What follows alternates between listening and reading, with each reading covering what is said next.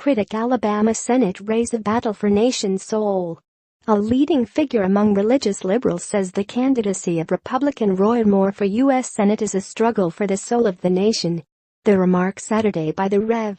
William J. Barber come a day after a letter signed by dozens of progressive pastors in Alabama said Moore, dogged by recent allegations of inappropriate conduct toward teenage girls decades ago, is unfit to serve.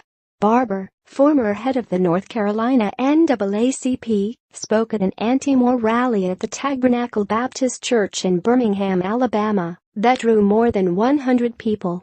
The event was in direct contrast to a news conference Thursday during which religious conservatives expressed their commitment to Moore, who describes himself as a conservative Christian who hews to family values. Signs carried by Moore opponents at Saturday's rally decried his opposition to gay and transgender rights. Moore was also criticized for opposing federally backed health care assistance for the needy and more. Barber and other speakers claimed Moore's campaign is fueled by a perversion of Christianity linked with white supremacy, and Moore is trying to take those forces to the Senate. "What is happening now in Alabama matters for the soul of the nation," said Barber, of Goldsboro, North Carolina, and the force behind the Moral Monday protest movement that calls for greater rights for gays and minorities. On Friday, more than 50 Alabama pastors signed a public letter stating Moore isn't fit to serve in the U.S. Senate. The letter continued to collect signatures Saturday. The letter says Moore demonstrated extremist values incompatible with traditional Christianity even before recent allegations of sexual misconduct involving young women. The pastors cite Moore's opposition to the expansion of Medicaid, which provides health care for the poor.